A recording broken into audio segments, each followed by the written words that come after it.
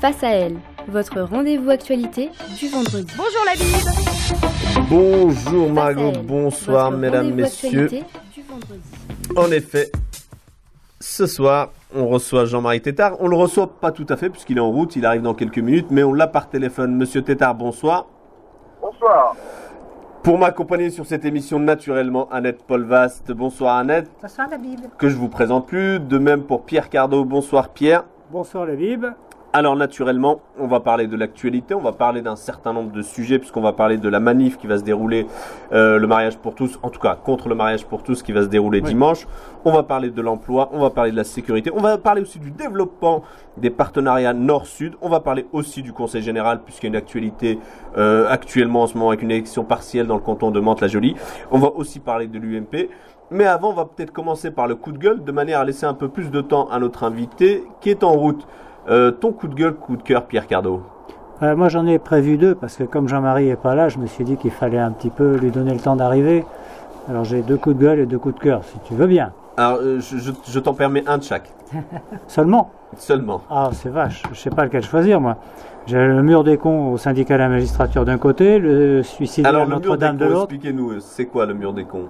Le mur des cons c'est... C'est un coup de gueule déjà. Oui, c'est un coup de gueule.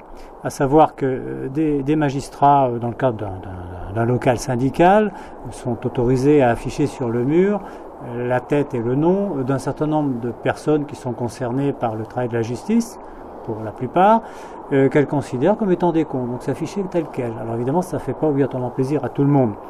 Le problème, c'est qu'il s'agit du syndicat de la magistrature, dans ses locaux, c'est peut-être un lieu privé, mais tout de même, c'est une affaire qui me paraît être assez révélatrice d'une société qui est de moins en moins encline au respect d'une part, et surtout à la modération, puisque même certains juges, et non des moindres, sont atteints par ce syndrome qui ne favorise ni le vivre ensemble, ni le respect que l'on doit, me semble-t-il, aux représentants de l'institution judiciaire, pourtant si souvent elle-même sourcilleuse sur ce point quand elle est visée. Votre coup de cœur, même si je partage totalement votre opinion sur le sujet, puisqu'on est plutôt dans une justice à règlement de compte. Tu veux pas un autre coup de gueule? Non, je veux un coup de cœur. Oh merde. Ça permet à Jean-Marie d'arriver. Alors, j'ai un coup de cœur concernant un député qui est ancien directeur de cabinet adjoint de François Hollande. Je ne sais pas si ça vous dit. C'est Olivier Faure. Il est le seul, à mon avis, qui ait su comment aider les Français à utiliser la boîte à outils de François Hollande. Vous savez pourquoi? Eh bien, il propose l'ouverture des magasins de bricolage le dimanche en Ile-de-France. Voilà. Merci Pierre. Annette, coup de cœur, coup de gueule. Alors, coup de gueule. J'ai découvert avec stupéfaction ce qui s'était passé il y a quelques jours. Un monsieur est mort et le fisc a envoyé une lettre à ce monsieur au cimetière avec le numéro de la tombe 62 970 pour très sérieusement. Oui. Et le facteur, fort empatouillé avec cette lettre qui ne pouvait pas arriver à destination, l'a gentiment remise au maire en disant maintenant débrouillez-vous avec la lettre. Et c'est au maire à aller chercher éventuellement les héritiers de ce monsieur qui est mort. Eh bien, le fisc a bien autre chose à faire. Monsieur Tétard, vous êtes avec nous? Tout à fait. Alors moi, ma première question va être assez directe. Je sais que vous êtes contre le mariage pour tous. Allez-vous manifester dimanche? Non, je n'irai pas, mais pour une raison très simple, c'est que j'ai un rassemblement familial inévitable et qu'on ne peut pas à la fois être pour la famille et ne pas se soumettre avec plaisir à des obligations familiales. Mais j'encourage à aller à cette manifestation.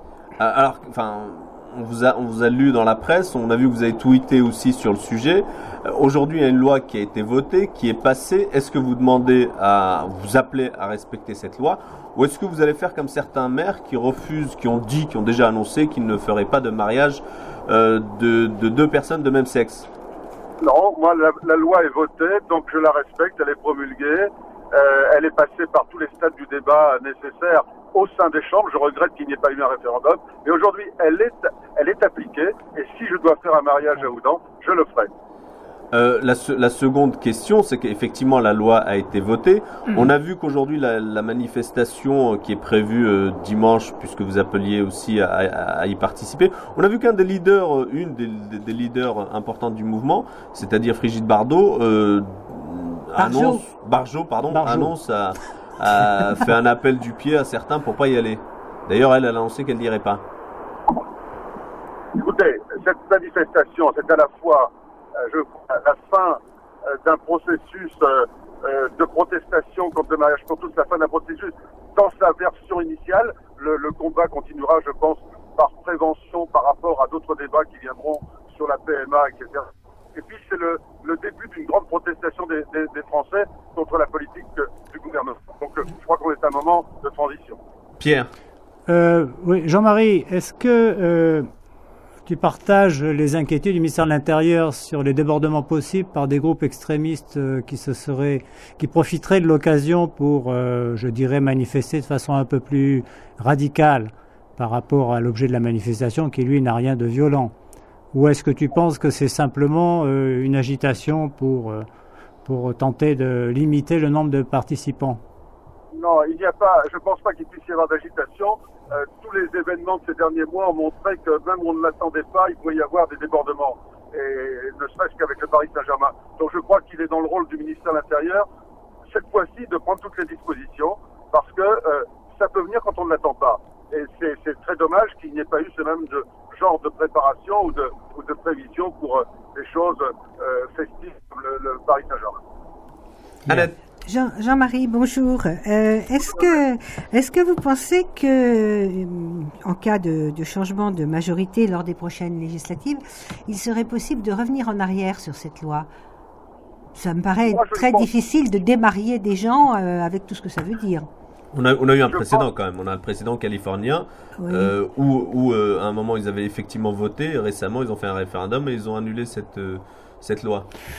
Jean-Marie, Monsieur Tétard. Je suis comme Annette, je ne pense pas qu'on puisse démarier des gens.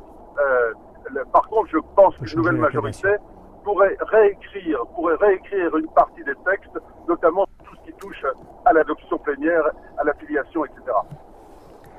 Pierre. Oui, je pense qu'effectivement, on ne reviendra pas en arrière. Les gens qui ont voulu vivre ensemble, simplement, ce qui a déclenché une partie du débat, c'est l'appellation mariage pour une cérémonie qui semblait depuis très longtemps dans l'esprit de beaucoup de gens, être réservée à un couple homme-femme. Donc le Pacs avait marqué une première évolution.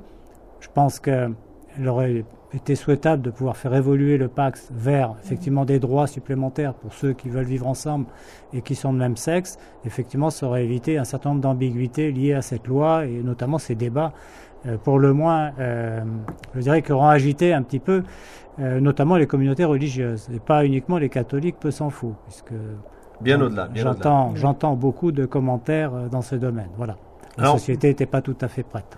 Alors on vous a entendu sur le mariage pour tous. Aujourd'hui, au-delà du mariage pour tous, il y a un certain nombre de difficultés dans le pays, notamment économiques et notamment en matière d'emploi.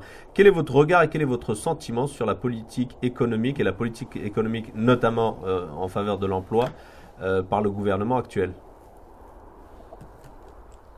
Monsieur Tétard. Alors, la première chose, c'est de se dire qu'effectivement, on souligne qu'on bat des records. Bon, les 3,3 millions, etc. Moi, ce qui me frappe là-dedans, c'est que ce nombre important de chômeurs n'a pas pour origine les grands plans sociaux. C'est ça qui est inquiétant. Que des affaires comme PSA, etc., en général, pèsent pour peu dans l'accélération du chômage. Et c'est ce qui est inquiétant parce que ça veut dire que c'est beaucoup de petites sociétés où il n'y a pas c'est pas ces grands plans sociaux, et donc c'est plus diffus, et ça c'est inquiétant. La seconde chose qui m'inquiète, c'est que les plus de 50 ans représentent une part de plus en plus importante de ces chômeurs, et que la durée de chômage est de plus en plus longue. Alors, je ne pense pas, très sincèrement, que ça puisse être des mesures du type contrat d'avenir ou contrat de solidarité, etc. Ce sont des pommades qui ne feront pas de mal à ceux qui en bénéficieront, mais ce n'est pas ça le ressort d'une reprise de l'emploi. Je crois que la reprise de l'emploi trouve son début de réponse à la fois dans les crédits, impôts, etc., qui donneront des résultats, je l'espère, Et puis, un bon début, peut-être un encouragement avec la flexibilité, la flexi-sécurité qui était enfin considérée comme étant une évolution par le gouvernement actuel après beaucoup de temps d'hésitation. Pour l'avenir, je crois qu'effectivement... Je voudrais juste vous interrompre et rester sur cette flexibilité, justement. Vous pensez qu'une des solutions est dans la flexibilité dans les grandes entreprises, mais pas seulement dans les grandes entreprises d'ailleurs, dans les PME y compris. C'est d'ajouter de plus de flexibilité. Si on regarde, d'ailleurs, c'était... À l'inverse, on pourrait parler de la refiscalisation des heures supplémentaires. Aujourd'hui, dans les toutes petites PME et PMI, lorsqu'une PME ou PMI prend un contrat de 3 mois en plus et qu'elle lui faut de la main-d'œuvre en plus, eh bien, elle ne va pas embaucher longue durée. Elle va peut-être refuser le marché, refuser la prestation parce que elle se dira je préfère ne pas prendre de risque. Donc, il faut vraiment que toutes les PME, les PMI puissent s'adapter totalement au rythme du marché des commandes qu'elles ont. Ça, c'est vérifié tous les jours dans les discussions qu'on peut avoir avec ce milieu-là. Alors, dans les grandes sociétés, je crois que là, on peut à la fois accorder cette flexi-sécurité, mais on est capable de négocier aussi, de négocier globalement un pacte social dans l'entreprise. Oui, moi, je pense qu'il y a eu une erreur de raisonnement. Si on prend un petit commerce, tout simplement, où il n'y a que 2 salariés, à partir du moment où on réduit le temps de travail, où on interdit les heures supplémentaires, qu'est-ce qui va se passer? On ne va pas recruter pour quelques heures par semaine, puisqu'en plus, il y a quand même beaucoup de politiques aujourd'hui, notamment à gauche, qui disent qu'il faut surtout éviter des temps partiels trop fréquents. À partir de là, qu'est-ce qui se passe? On réduit le temps d'ouverture des commerces, c'est tout. On fera plus d'heures supplémentaires. Oui, mais à vous entendre tous les deux, j'ai aussi le sentiment que derrière, il y a peut-être aussi la solution de création d'entreprises. C'est-à-dire qu'aujourd'hui, on a de moins en moins de Français qui créent des entreprises. Tous les jours, il y a un certain nombre d'entreprises qui ferment. Oui, il y en a pas mal qui ferment parce qu'aussi les grosses boîtes ont tendance à abuser un peu sur les délais de paiement. Hein. La sous-traitance, c'est pas toujours simple. Mais il y a tout. Alors, je crois que d'abord, il faut que la commande publique puisse avoir lieu. Or, la commande publique, ça veut dire que l'État doit retrouver une capacité d'investir. Et pour cela, il faut qu'il fasse des économies. Et on voit bien tout le débat que le rapport Migaud vient de faire apparaître sur l'utilité de 60 000 enseignants en plus, ou est-ce qu'il ne faut pas mieux optimiser le corps enseignant actuel. Bon, bref, un beau débat est en train de s'ouvrir.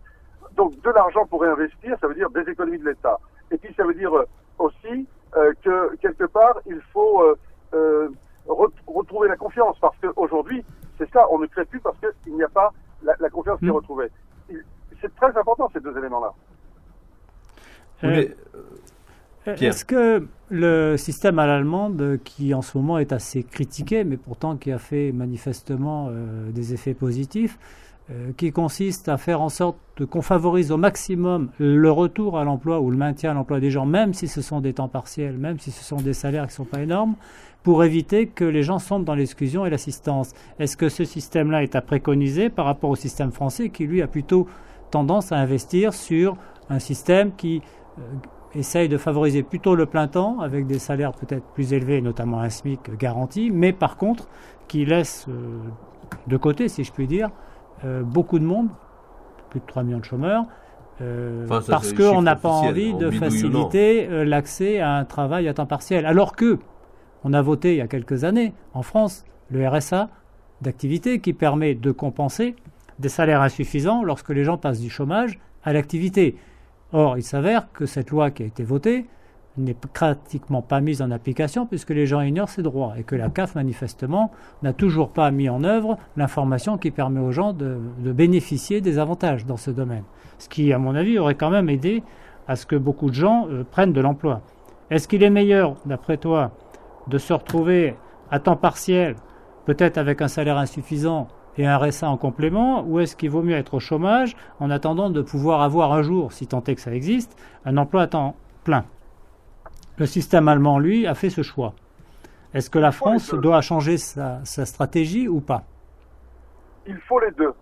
Les deux. Je préfère qu'il y ait du temps partiel dans de vrais boulots plutôt que des contrats de type avenir, etc., dans des boulots qui ne sont que des boulots occupationnel, tu veux dire. Voilà. Et donc, il faut effectivement favoriser le temps partiel ou permettre qu'on le considère comme un vrai travail à un moment donné. Par contre, je crois qu'il faut des politiques de fond sur l'apprentissage, sur réconcilier l'entreprise et l'école. Moi, j'ai été frappé, j'ai visité en une seule semaine, j'ai vu les compagnons du Devoir et du Tour de France, comment il y a de l'excellence là-dedans. J'ai vu les Olympiades des techniques qui ont proposé des projets en tout genre et qui immédiatement sont utilisables par des entreprises. Bref, il faut permettre le temps partiel, il faut l'accepter, mais il faut un travail de fond sur la formation. Parce qu'il y a plein de vrais boulots qui ne sont pas preneurs. Oui. Tu t'es beaucoup occupé des infrastructures de transport, et donc du transport en général. Ça a été une bonne partie de ta carrière, si j'ai bien étudié ton CV. Est-ce que tu ne crois pas que dans ce domaine, il y a pas mal d'efforts à faire, pas obligatoirement uniquement avec des infrastructures, mais est-ce que le transport n'est pas quand même un des éléments qui permet d'accéder à l'emploi? Surtout en grande couronne. Oui, je suis d'ailleurs étonné que le président de la République, qui a dressé 4 pistes pour un investissement au niveau européen, n'ait pas cité le logement dedans et effectivement les transports. Il y a là vraiment en termes de nombre d'emplois quelque chose de très important et pour des profils de métiers aussi très variés. Donc moi je suis d'accord là-dessus. Simplement, j'aimerais que le logement, l'économie d'énergie soit quelque chose que l'on prenne en compte de manière. Je préférerais qu'on fasse de l'économie d'énergie que des éoliennes en ce moment. Ça permettrait de donner beaucoup plus d'emplois. Vous êtes contre le projet des éoliennes dans le département, là? Moi, je trouve que je suis pour un contrat territorial de transition énergétique. C'est-à-dire que quelque part, on puisse dire aux Mantois, aux Pays Houdanais, voilà votre situation de consommation d'énergie, voilà ce que vous produisez actuellement comme énergie alternative. Eh bien, on se fixe un horizon. Et à vous de choisir si ce sera les éoliennes ou la méthanisation qui, en milieu rural, peut être un moyen. Et donc, je crois qu'il faut responsabiliser les territoires. On ne peut plus être dans une politique où en fait, l'État décidait tout en matière d'énergie. Oui, sachant qu'on a un petit problème sur le logement privé, on peut considérer qu'effectivement, le propriétaire, il va avoir envie, s'il est occupant, d'investir sur l'isolation pour les économies d'énergie, voire de nouvelles énergies. Mais en ce qui concerne les sociétés d'HLM, la problématique qui existe depuis un moment, c'est que finalement, si elles bénéficient de subventions, a priori pour améliorer le patrimoine, si elles investissent sur, je dirais, de l'isolation et des économies d'énergie, c'est pas elles qui vont bénéficier du retour sur investissement, c'est le locataire. Et donc, jusqu'à présent, on a pu observer que de ce côté-là, il n'y a peut-être pas suffisamment de volonté politique d'exprimer aux sociétés d'HLM ce qu'il faut faire. Et notamment l'isolation, parce que là, il y a un sacré parc. Hein. Tout à fait, mais en fait, les bâtiments collectifs, pour qu'on retrouve de l'isolation, etc., il va falloir changer aussi dans les propriétés privées, les multipropriétés privées. Les copropriétés. Il va falloir changer les règlements de copropriété. Bref, il y a une vraie politique la politique d'économie d'énergie demande une vraie bagarre dessus, qui est multifacette. Et donc, mais je pense que c'est vraiment là où on pourrait faire des allègements fiscaux, des tas de choses comme ça, parce qu'on s'y retrouverait en emploi et donc en indemnité chômage en moins, etc. Et on aurait à la fois, on valoriserait deux fois, une fois pour gagner le pari de la transition énergétique, la lutte contre le réchauffement de la terre, etc. Et puis en même temps, un gros gisement d'emploi. Notre invité, Jean-Marie Tétart, bonsoir, rebonsoir, puisque vous venez de nous rejoindre.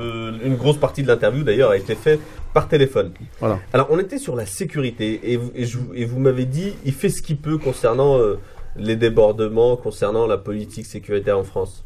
Oui, je crois que c'est quelqu'un de bonne volonté, quelqu'un qu'on avait senti comme étant intéressé par le thème. La situation n'est pas facile. Je crois qu'il y a sans doute une dégradation du renseignement Je crois que la transformation des services de renseignement intérieur, il y a moins le palpeur est un peu moins sensible qu'avant, et je crois que c'est important en matière de sécurité. Ça, c'est la situation réelle. Les seconds points qui peuvent alerter, c'est les mauvais signaux qui ont été donnés dès le départ avec ces histoires de contrôle d'identité, avec récépissé, les histoires de peine plancher qui ont été supprimées, etc. Bref, il y a à la fois une situation objective et que tout ministre de l'Intérieur rencontrerait, et donc une violence plus forte, etc. Et puis des situations, des facteurs qui tiennent aux mesures prises dans cette année par le gouvernement actuel. Vous sous-entendez derrière aussi que l'actuel responsable des renseignements n'est pas forcément à la hauteur ? Je ne parle pas des personnes. Je dis que les services de renseignement intérieur, les renseignements généraux, ont été, et c'est pas cette année, ont été réorganisés, et que finalement les grandes oreilles ne marchent plus aussi bien qu'avant. Or, on ne fait pas d'action de la force publique, de prévention ou de traitement sans être très bien renseigné. Voilà. Pierre ? Non, mais je pense d'abord qu'il faut se mettre dans l'idée, il faut éviter de faire croire aux Français qu'on peut vivre dans une société sans risque.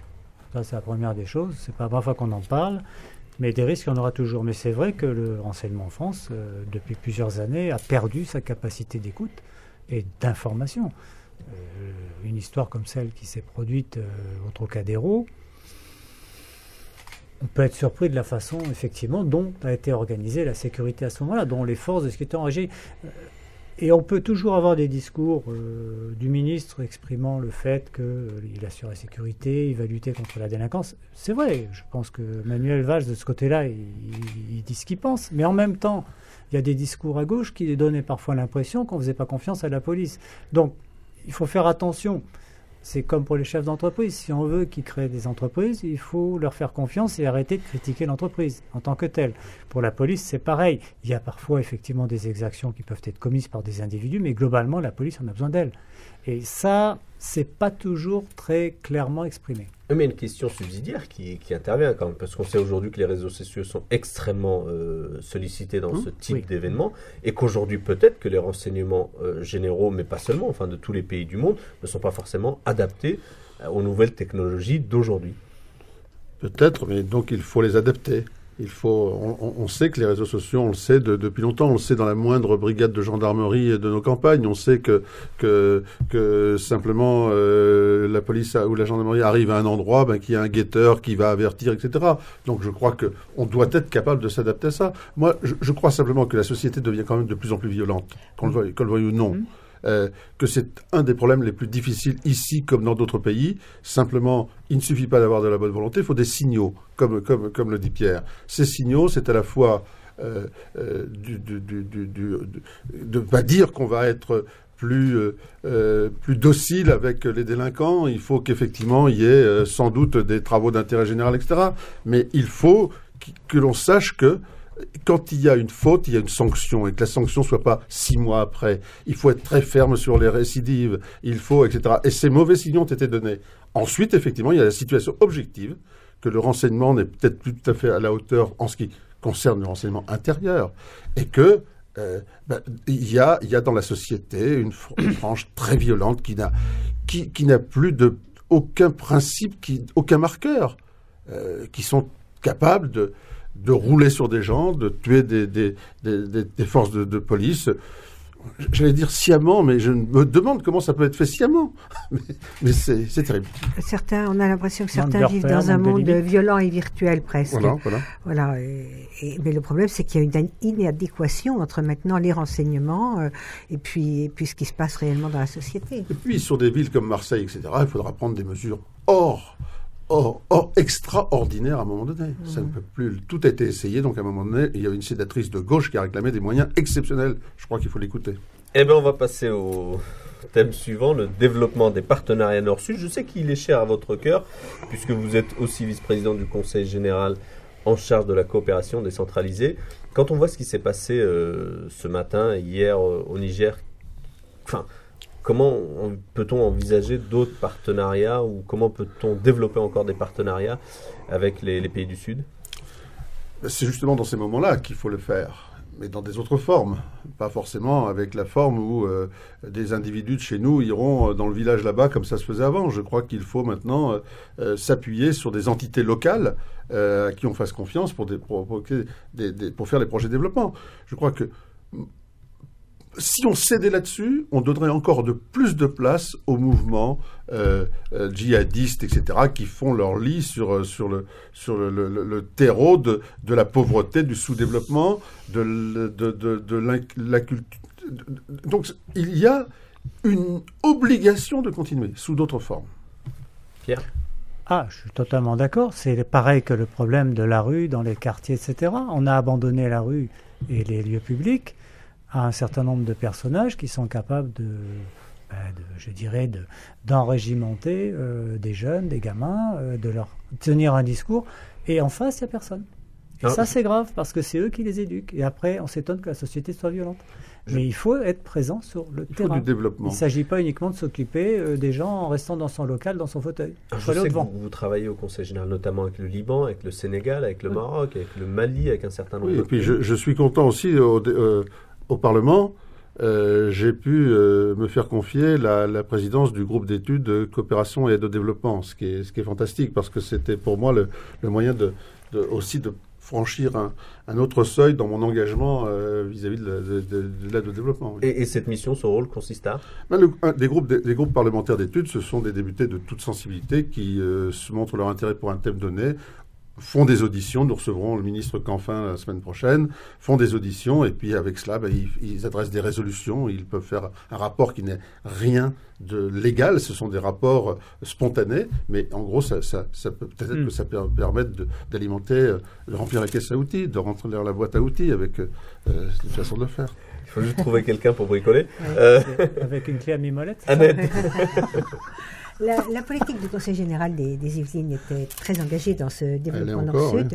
Oui. Quelles sont les orientations nouvelles en fonction de ce que vous venez de dire que vous pouvez envisager?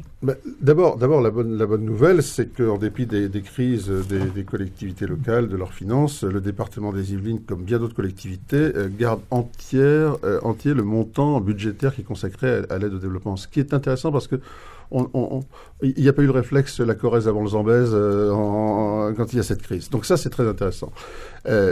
Les orientations nouvelles, on reste sur les mêmes pays. Simplement, on tient compte là où il y a, comme au Mali, dans nos projets au Mali, on adapte nos projets. C'est-à-dire qu'il y a une adaptation aux situations locales que l'on rencontre, avec la vraie vie sur le terrain. Et puis, on va accentuer aussi le partenariat avec les associations de migrants ici dans les Yvelines, qui deviennent de vrais acteurs de l'action internationale et de la coopération du département des Yvelines. C'est-à-dire qu'en gros, le département est en train d'organiser la mise en coopération du territoire yvelinois. Ce qui est différent, c'est pas que l'institution du Conseil général, c'est le territoire yvelinois avec tous ses acteurs qui entrent en coopération. Et je crois que l'appui au projet des migrants, c'est tout à fait intéressant parce que ils sont des acteurs importants de l'aide au pays d'où ils viennent, mais c'est aussi pour nous un moyen de retrouver un dialogue avec ces associations qui soit différent de celui de la pure action sociale. Et donc les expériences que nous faisons actuellement sont très très intéressantes, jusqu'au chantier de gens qui sont au RSA que nous avons au Togo, qui construisent un lycée. C'est une expérience très intéressante. C'est-à-dire, parlez-nous-en un peu. Bien, nous avons des gens en insertion et donc des bénéficiaires du RSA. Nous en avons 7 qui actuellement sont au Togo et sont salariés du département en tant que dans l'insertion, mais au lieu d'être salariés en insertion ici dans le département, on les a amenés au Togo. Ils construisent des briques pour un lycée là-bas, un lycée que nous finançons dans un partenariat de coopération.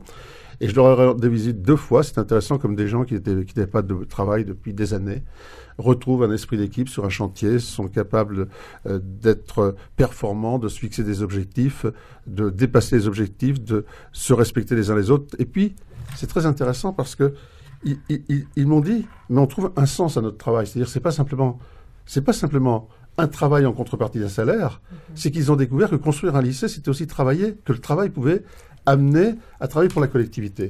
Le dernier point, c'est que d'habitude, on envoie des gens en coopération, des gens en col blanc. Là, ce sont des gens qui ont une vie un peu dure. S'ils sont arrivés à 50 ans, en général, avec des différents problèmes, ils travaillent, ils font des briques.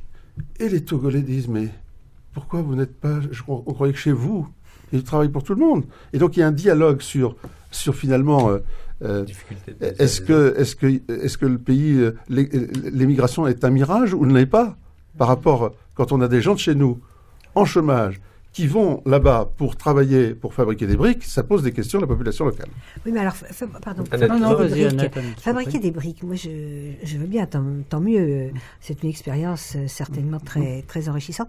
Mais une fois qu'ils vont revenir, qu'est-ce qu'ils vont faire? Eh bien, nous sommes en train de travailler, nous sommes en train de travailler. En tout cas, ils auront prouvé qu'ils étaient capables de se remettre dans le circuit du travail, et de trouver un équilibre. Et puis, nous sommes en train de travailler avec la Fédération yvelinoise des travaux publics, avec les entrepreneurs du Mentoir, pour effectivement leur trouver un boulot en rentrant. Je suis en contact avec la fabrique de tuiles Terreal qui est au Mureau. Eh bien, on va sans doute avoir la possibilité, parce que rien ne serait pire que d'avoir redécouvert qu'ils étaient tout à fait aptes à un travail normal et que on ne leur trouve pas une suite. La décision, c'est vraiment.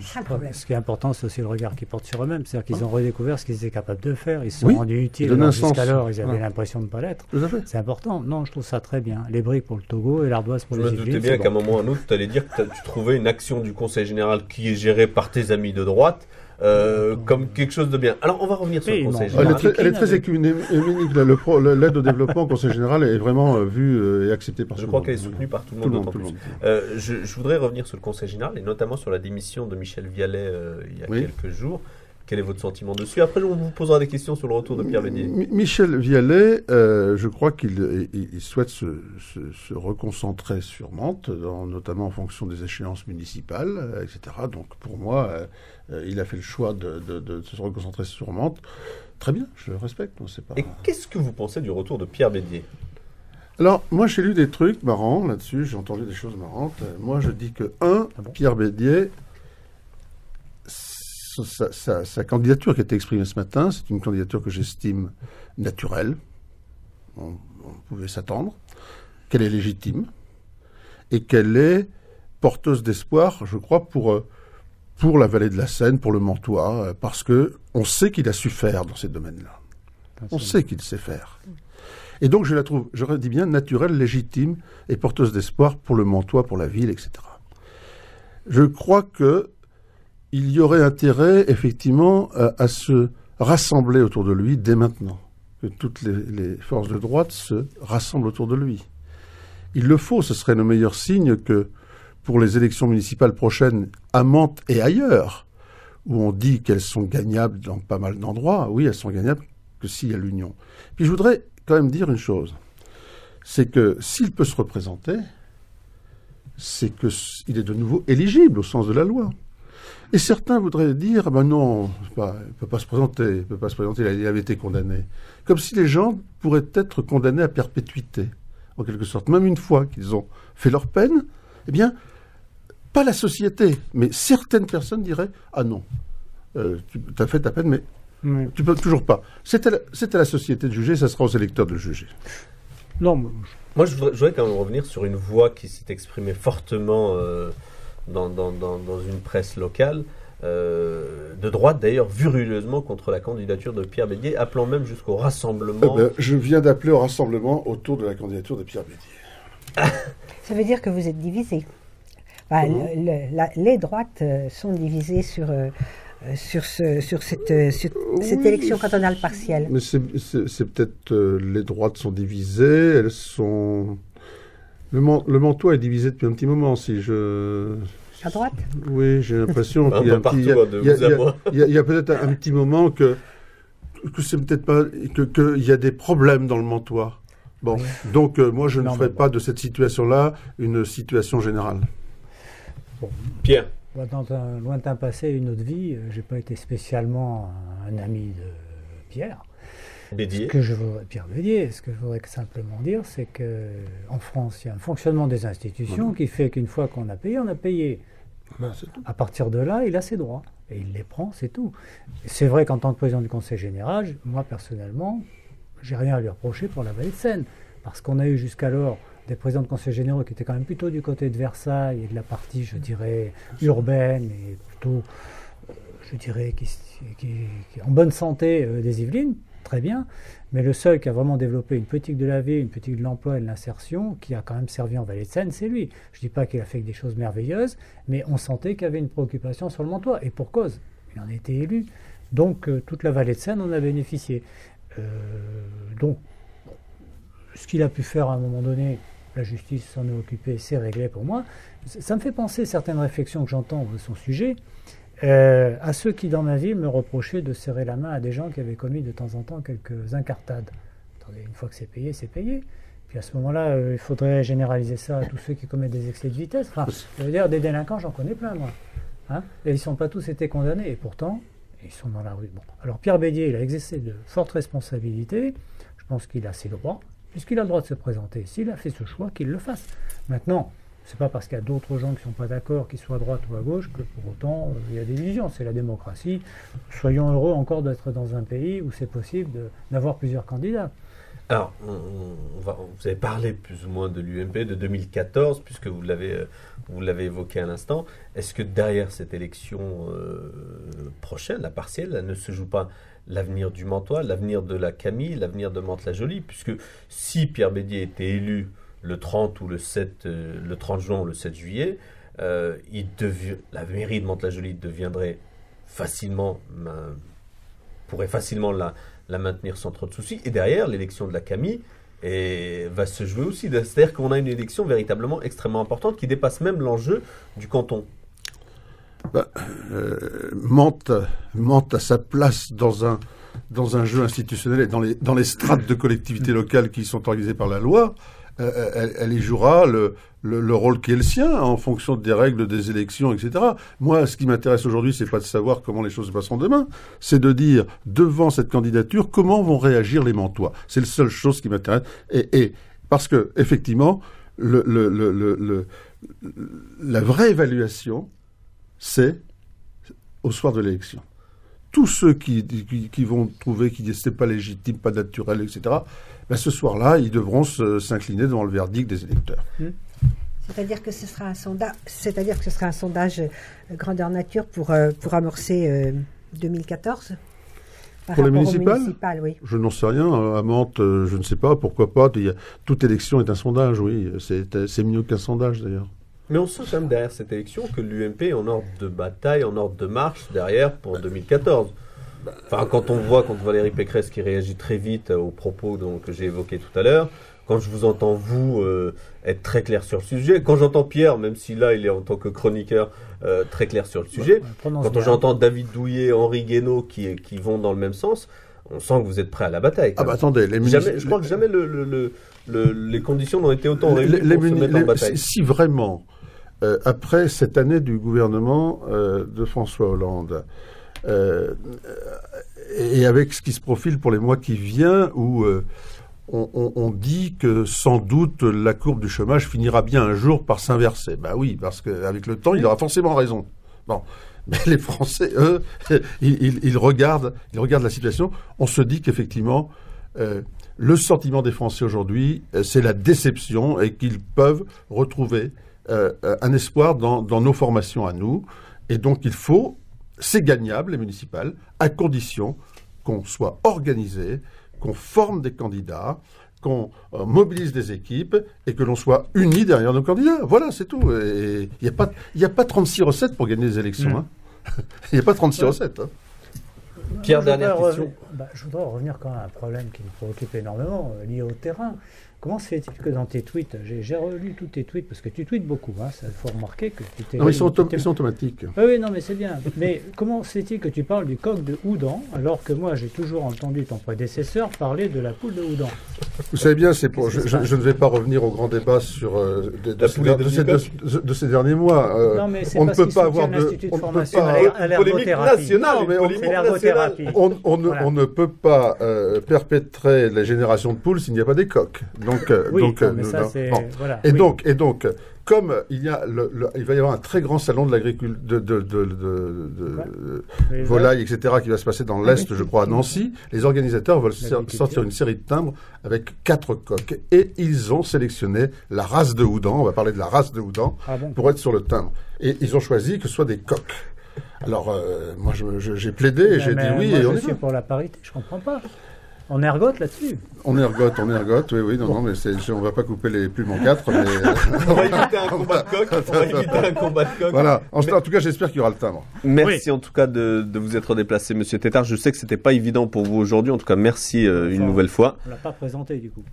Effectivement, on n'a pas fait son portrait aujourd'hui exceptionnellement, mais on le refera une autre fois puisqu'on aura l'occasion de vous réinviter. Merci à Pierre, merci Annette, merci Margot, et je vous laisse, mes chers auditeurs et auditrices, entre les mains de Margot. Technique. Et puis effectivement, merci et bravo pour l'exploit technique de tout à l'heure. Face à elle, votre rendez-vous actualité du vendredi.